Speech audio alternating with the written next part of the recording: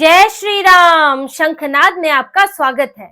महाराष्ट्र में यूबीटी की हालत दो ड्राइवर वाली गाड़ियों की तरह हो गई है, जिसमें एक ड्राइवर दाएं जाना चाहता है तो एक बाएं जाना चाहता है। अब एक ड्राइवर तो वो खुद है, उद्धव ठाकरे, जो संजय राउत और आदित्य ठाकरे की सलाह पर अघाड़ी में बैठे हुए हैं और विचारधारा को लेकर कंफ्यूज है। और दूसरी स्टीयरिंग है उनके विधायकों, उनके नेताओं, सांसदों के हाथ में, जो पार्टी को अघाड़ी से दूर ले जाना चाहते हैं और कट्टर हिंदुत्व की तरफ बढ़ रहे हैं, अपनी विचारधारा को खुलकर दिखाना चाहते हैं। यूबीटी में इस वक्त घमासान इन दो विचारों का ही है। उद्धव ठाकरे खुद अपनी पार्टी से विरोध का सामना कर रहे हैं और इसी पार्टी के इसी टकराव में उनके ही एक नेता ने एक्स पर एक ऐसा पोस्ट कर दिया जिससे उद्धव ठाकरे मुश्किल में फंस गए और मातोश्री में मुंह छुपा के बैठ गए कि अब बोले तो क्या बोले, पक्ष में बोले तो भी फंसे और विपक्ष में बोले तो भी फंसे। एक तरफ मुसलमान सिर पर चढ़ेगा तो दूसरी तरफ हिंदू नाराज हो जाएंगे। एक ऐसा पोस्ट हुआ उन्हीं के नेता का जिसके बाद उनके सिर पे, उद्धव ठाकरे के सिर पर मुसलमान सवार हो गए हैं और उनसे सवाल पूछ रहे हैं और उद्धव ठाकरे चुप है। यहाँ तक कि बाला साहेब ठाकरे का अपमान भी सहन कर रहे हैं। ये पोस्ट देखिए, पहले जिस पोस्ट में कोई ऐसी बात नहीं है जो शिवसेना की विचारधारा से अलग है, ये वही बात उसमें लिखी है जो बाला साहेब ठाकरे, हिंदू हृदय सम्राट बाला साहेब ठाकरे कहा करते थे।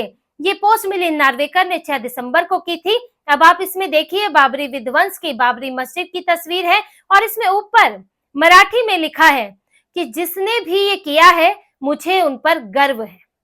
ये बात बाला साहेब ठाकरे ने कही थी जब बाबरी को मस्जिद को गिराया गया था श्री राम मंदिर के लिए। तब उन्होंने कहा था कि उन्हें गर्व है, अगर शिव सैनिकों का इसमें हाथ है, हाथ नहीं तो मैं तो कहूंगा उनकी लात है, और मुझे इस पर गर्व है जिन्होंने भी ये कहा है। और वही बात मिलिंद नार्वेकर ने पोस्ट कर दी और इसमें उद्धव ठाकरे, आदित्य ठाकरे की तस्वीर भी लगाई।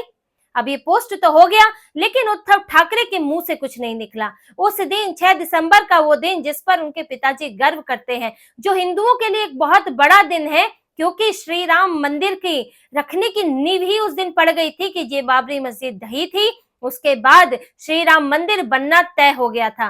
वो दिन बहुत अहम है हिंदुओं के लिए और राजनीतिक तौर पर भी, जहां हिंदुओं की बात होने लगी, हिंदुओं के इर्द गिर्द कुछ राजनीति घूमने लगी, तो यहाँ हिंदुओं के लिए एक बहुत बड़े बदलाव का दिन था। उस पर उद्धव ठाकरे ने आज कुछ नहीं बोला, चुप्पी साधे रखी, लेकिन मिलिंद नार्वेकर ने खुलकर कह दिया जो बातें यूपीटी की मीटिंग्स में अभी तक हो रही थी। कट्टर हिंदुत्व की तरफ लौटना, अपनी विचारधारा स्पष्ट रखना, अघाड़ी के साथ रहकर छवि खराब होने से बचाना, तुष्टीकरण से निकलना, ये बातें अभी तक मीटिंग में कही जा रही थी। विधायक कहते थे, सांसद कहते थे, कॉर्पोरेटर्स ने भी अभी कहा है। मैं इस पर आपसे पहले भी चर्चा कर चुकी हूँ। जो लगातार मीटिंग हो रही है, बीएमसी को लेकर भी मीटिंग हुई, उसमें भी ये बातें कही गई, लेकिन अब ये खुलकर सामने आने लगा है। मिलिंद नार्वेकर जो छोटे मोटे नेता नहीं है, एकमात्र एमएलसी है उनके। अभी जो विधान परिषद का चुनाव हुआ था उसमें मिलिंद नार्वेकर को उद्धव ठाकरे ने खड़ा किया था और उन्हें किसी ना किसी तरह जीत दिलवाई थी। लेकिन मिलिंद नार्वेकर अब वो भी मोर्चा खोलकर बैठ गए हैं कि अगर उद्धव ठाकरे का यही हाल रहा तो कोई भी नेता यहाँ सुरक्षित नहीं है, उसका राजनीतिक भविष्य खतरे में ही है। इसलिए उन्होंने खुलकर ये पोस्ट किया और उसके बाद सपा के अबू आजमी ने जो बयान दिया उस पर उद्धव ठाकरे की चुप्पी शर्मनाक है। अबू आजमी ने क्या कहा, उनका पोस्ट आप देखिए। उन्होंने कहा, समाजवादी पार्टी को महाराष्ट्र में अकेले चलना गवारा है, लेकिन महाविकास अघाड़ी में रहते हुए शिवसेना यूबीटी की सांप्रदायिक विचारधारा का हिस्सा बनना हरगिज गवारा नहीं है। अबू आजमी ने खुलेआम सांप्रदायिक विचारधारा की बात की कि अब उन्होंने बाला साहेब ठाकरे ने जो कहा उसे सांप्रदायिक करार दे दिया, जबकि उद्धव ठाकरे खुद मानते हैं कि श्री राम मंदिर बनना चाहिए और ये बात वो पहले भी जाहिर कर चुके हैं। तो ऐसे में जब श्री राम मंदिर के लिए न्याय नहीं मिल रहा था तो बाबरी मस्जिद ढाई गई, तो उसमें क्या गलत था, उसमें क्या सांप्रदायिक था? सांप्रदायिक तो ये था कि एक आक्रांता की बनाई हुई मस्जिद, जो यहाँ के किसी मुसलमान ने नहीं बनाई थी, जो किसी खाली जगह नहीं बनी थी, जो एक मंदिर के ऊपर बनी थी और बाबर जैसे आक्रांता ने बनाई थी, जिसने जाने कितने हजारों लाखों हिंदुओं का कत्ल किया। आखिर उस मस्जिद को गिराना सांप्रदायिक कैसे है? तो क्या बाला साहेब ठाकरे ने जो कहा उस पर अबू आजमी ने सवाल खड़ा किया, तो क्या उद्धव ठाकरे का जवाब देने का उस पर उनका फर्ज नहीं था? जब अबू आजमी धमकी दे रहे हैं कि मैं महाविकास अघाड़ी से अलग हो जाऊंगा, इस बयान को लेकर एक तरह से वो उद्धव ठाकरे से कह रहे हैं कि इस बयान को वापस लो, क्या अब बाला साहेब ठाकरे ने जो बात कही थी, क्या उद्धव ठाकरे अब उससे मुकरेंगे?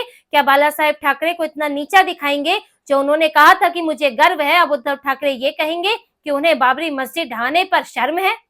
तो ये उद्धव ठाकरे को जवाब देना था, लेकिन वो और उनका बेटा दोनों के दोनों मुंह बंद करके बैठे और अलग तरह के टेंट्रम्स कर रहे हैं विधानसभा में, अलग तरह का ड्रामा कर रहे हैं। राहुल गांधी से सीख लेके वो एक तरह के वो शिवसेना यूबीटी के राहुल गांधी ही है। आदित्य ठाकरे अपने पिता से भी ज्यादा उनकी हालत और खराब है, वो और ज्यादा तुष्टीकरण करने वाले हैं। तो आदित्य ठाकरे चुप है, संजय राउत चुप है और उद्धव ठाकरे ने भी चुप्पी साध ली है, लेकिन उनकी पार्टी के नेता चुप नहीं है। जिस तरह से मिलिंद नार्वेकर ने मोर्चा खोला है, इससे पहले भी डीसीपी रश्मि शुक्ला की दोबारा यहाँ पर उनकी तैनाती होने पर मुंबई में उन्होंने उन्हें बधाई दी थी, जबकि रश्मि शुक्ला का कांग्रेस से 36 का आंकड़ा रहा है। कांग्रेस उन्हें पसंद नहीं करती, उनकी शिकायत की है, लेकिन मिलिंद नार्वेकर ने उस दिन उनको बधाई दी और इससे साफ हो गया कि पार्टी के जो नेता हैं वो उद्धव ठाकरे के अघाड़ी में रहने से खुश नहीं है और उन पर अब ये दबाव अब खुलकर उनसे ये कहा जाने लगा है। पहले तो सिर्फ मीटिंगों में हो रहा था, छुपकर हो रहा था, लेकिन अब ये बात सार्वजनिक तौर पर कही जाने लगी है और उद्धव ठाकरे अगर वापसी नहीं करते हैं कट्टर हिंदुत्व की तरफ तो ऐसे ही बेइज्जती होगी, उनके नेताओं का यही कहना है। जैसे कि देखिए, रईस खान ने, जो सपा नेता है, उन्होंने क्या कहा कि उद्धव ठाकरे को सभी धर्म के लोगों ने वोट दिया था, अगर इस तरह के बयान दिए जाते हैं तो फिर हमें सोचना होगा। यानी वही धमकी कि मुसलमान तुम्हें वोट नहीं देंगे। जब से उद्धव ठाकरे यहाँ अघाड़ी का हिस्सा बने हैं, मुसलमानों से धमकियों पे धमकियां मिल रही हैं। हिंदुओं ने उनको आज तक धमकी नहीं दी, जबकि हिंदुओं से उन्होंने गद्दारी की, जबकि उद्धव ठाकरे को मुसलमान एक बार वोट देने के लिए उनको जो है इस तरह की धमकियां दे रहे हैं। और अब उनकी पार्टी के नेताओं का यही कहना है कि अगर आप इस तरह से धमकियों से दबे रहे और इनकी सुनते रहे और अघाड़ी में रह के बेइज्जत होते रहे तो फिर बचा खुचा भी उनके हाथ से निकल जाएगा, बीएमसी हाथ से चली जाएगी। और ये क्योंकि उस तरफ, दूसरी तरफ आपके सामने महायुति है जिसकी विचारधारा बिल्कुल स्पष्ट है, जो यहाँ इस बीच चुनाव होने से लेकर चुनाव प्रचार के दौरान भी हिंदुत्व की विचारधारा खुलकर दिखाई और उसके बाद भी, चुनाव होने के बाद भी जब शपथ ग्रहण समारोह हुआ उस दौरान साधु संतों को बुलाया गया, एक है तो सेफ है का नारा दिया गया, तो एक स्पष्ट विचारधारा वाली पार्टी है। दूसरी तरफ वहां महायुति में जहां शिंदे साथ है, शिवसेना का एक धड़ा पूरा साथ है, बीजेपी है और राज ठाकरे को भी साथ लेने की बात हो रही है, तो बीएमसी में अगर ये तीनों शक्तियां एक साथ हो जाती हैं तो उद्धव ठाकरे का तो सफाया हो जाएगा, क्योंकि उनको पिछली बार भी जो सीटें मिली है, गठबंधन में मिली है उतनी सीटें, 84 सीटें, और बीजेपी लगातार अपना परफॉर्मेंस अच्छा करती आ रही है, 82 सीटें लाई थी। तो यहाँ उनके नेताओं को, उनके कॉर्पोरेटर्स को चिंता ये है कि अगर आप ऐसे ही कंफ्यूज रहोगे तो कांग्रेस और एनसीपी के साथ से आप बीएमसी नहीं जीत सकते, क्योंकि एनसीपी कुछ खास परफॉर्म कर नहीं पाती, कांग्रेस का परफॉर्मेंस गिर रहा है, मात्र 31 सीट लाई थी। तो आपका गठबंधन तो संभव है नहीं, इसलिए आपको अकेले चुनाव लड़ना चाहिए। अब पार्टी में यही हालात बन गए हैं और कांग्रेस से अलग होने की तो पुरजोर तरीके से मांग उठ रही है। अभी जब ममता बनर्जी ने राहुल गांधी के नेतृत्व पर सवाल उठाए हैं, ममता बनर्जी ने कहा है कि वो इंडिया अलायंस का नेतृत्व कर सकती हैं, क्योंकि उनकी पार्टी ने अच्छा परफॉर्म भी किया है और इंडी गठबंधन को एक मजबूत नेतृत्व की जरूरत भी है, जिस पर कांग्रेस तो बिदक गई। लेकिन यहाँ पर ममता बनर्जी का साथ उद्धव ठाकरे की पार्टी के नेताओं ने दे दिया। उन्होंने कहा, प्रियंका चतुर्वेदी ने भी कहा है कि ममता बनर्जी अगर अहम भूमिका निभाना चाहती हैं तो हम उसके लिए तैयार हैं। तो यानी कि एक तरह से इस तरफ बढ़ा भी जा रहा है कि कांग्रेस से दूरी दिखाई जाए, कांग्रेस के चरणों में ना गिरा जाए। लेकिन उद्धव ठाकरे पूरी तरह से इस पे फैसला नहीं ले पा रहे हैं और फंसे हुए हैं, और यहाँ तक कि अपने पिता के अपमान पर भी चुप्पी साधे हुए हैं। लेकिन उनकी पार्टी में जो उनके नेता हैं वो पहले भले ही जब तक नतीजे नहीं आए थे तब तक कंफ्यूज थे कि वाकई हिंदू स्वीकार करेंगे नहीं करेंगे। नतीजे पक्ष में आते तो माना जाता कि हिंदुओं ने उनकी गद्दारी माना ही नहीं। तो लेकिन अब सब साफ है कि हिंदू उद्धव ठाकरे को स्वीकार नहीं कर रहे हैं और वो अघाड़ी के साथ जब तक है तब तो बिल्कुल उनको स्वीकृति नहीं मिलने वाली है। तो उनके नेताओं का विचार स्पष्ट है। और देखिए, उनके सांसदों ने तो सवाल ये भी उठाया, 9 सांसद हैं जिनमें से 6-7 सांसद तो बागी होने की स्थिति में है, क्योंकि उनका कहना है कि अब वक्फ बोर्ड बिल आने वाला है बजट सेशन में, अब उस पर हमें साफ स्टैंड रखना होगा। अगर हम नहीं रखेंगे, फिर वॉकआउट करेंगे, तो फिर हम अपने संसदीय क्षेत्र में भी नहीं घुस पाएंगे, क्योंकि अभी तक तो बात जेपीसी तक थी। जेपीसी में अरविंद सावंत बोले नहीं बोले लोगों को पता नहीं चल रहा है, वो वहां चुप्पी साधे बैठे हैं। पहले आपने वॉकआउट कर लिया, ये मालूम था कि जेपीसी में जाएगा, अभी फाइनल तो होना नहीं है, लेकिन अब फाइनल है, अब अंतिम निर्णय लेना होगा। अगर आपने संशोधन बिल पर वॉकआउट किया तो फिर इतनी फजीहत होगी और फिर ऐसा ठप्पा लगेगा कि वो पाप जो है आपका गंगा जी में नहाए पर भी आपका वो पाप उतरने वाला नहीं है। तो उनके सांसदों ने ये साफ कह दिया है कि अब वक्फ बोर्ड और साथ ही वर्शिप एक्ट है। देखिए वर्शिप एक्ट में भी अब जिस तरह से बार बार ये मामला उठ रहा है वर्शिप एक्ट का, क्योंकि हिंदू संगठन, भारत के हिंदू अपनी भारत की सनातनी विरासत को पाना चाहते हैं, जो अन्याय हुआ अब उसका न्याय पाना चाहते हैं, और मंदिरों पर, जो मस्जिदों के नीचे मंदिर दबे हैं, जो हिंदू भगवानों का अपमान हो रहा है, वो पैरों से रौंदे जा रहे हैं, तो उन पर अब सवाल खड़े कर रहे हैं। तो ऐसे में वर्शिप एक्ट का सवाल उठ रहा है और वर्शिप एक्ट में संशोधन की मांग भी की जा रही है।